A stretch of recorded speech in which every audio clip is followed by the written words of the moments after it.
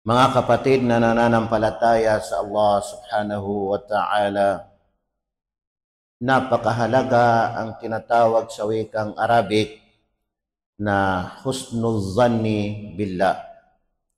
Ibig sabihin nito ay ang mabuting hinala sa Allah, o kaya ay mabuting iniisip mo sa Allah.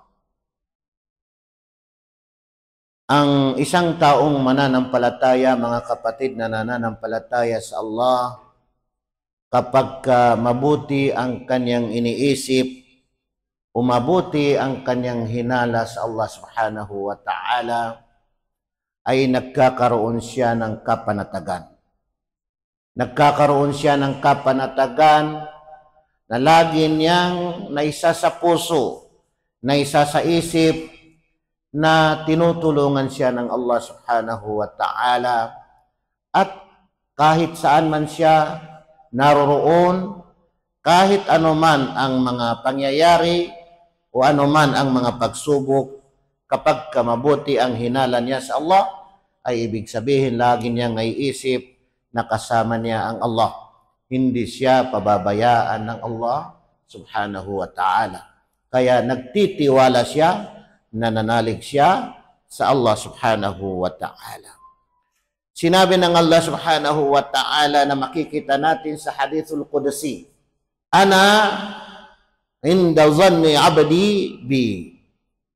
Ako, sabi ng Allah subhanahu wa ta'ala, ay gaya ng kung ano ang hinala o kung ano ang iniisip ng aking alipin sa akin. Kung ano ang hinala mo. Hinala mo ay tinutulungan ka ng Allah, tinutulungan ka ng Allah. Hinala mo na hindi ka pinabayaan ng Allah, hindi ka pinapabayaan ng Allah. Pero kung ang hinala mo ay malayo ka na sa Allah, pinabayaan ka na ng Allah, kinagalitan ka na ng Allah, yan ang dapat nating ituwid. Kailangan natin ituwid. Kailangan natin na ang hinala natin sa Allah, ang iniisip natin sa Allah ay mabuti. Husnu al-zanni billahi subhanahu wa ta'ala.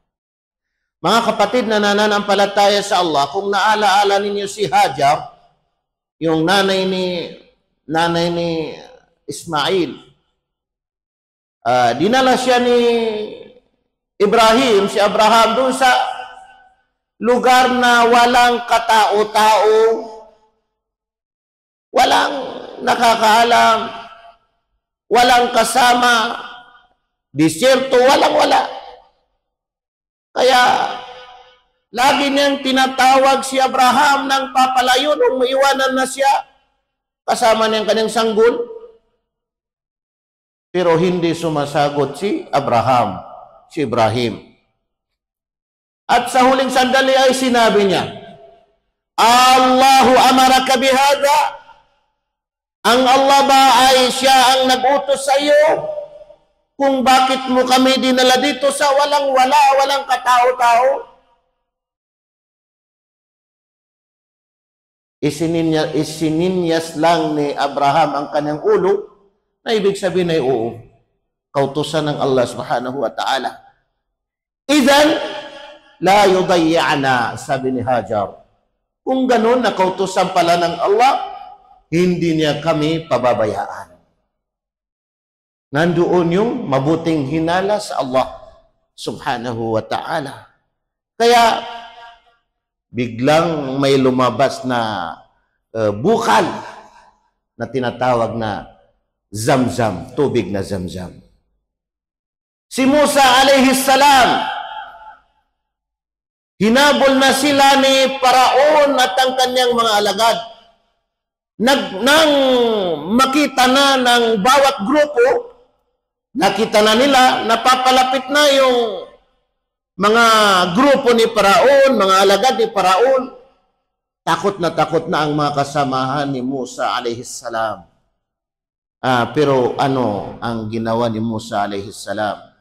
Hindi siya natitinag kasi mabuti ang kanyang hinala, mabuti ang kanyang iniisip sa Allah subhanahu wa ta'ala. Kasi ang akala nila ay mapapahamak na sila. Kasi papalapit na sila. Si Musa hindi natitinag, mabuti ang hinala niya sa Allah subhanahu wa ta'ala. Ano ang sinabi niya?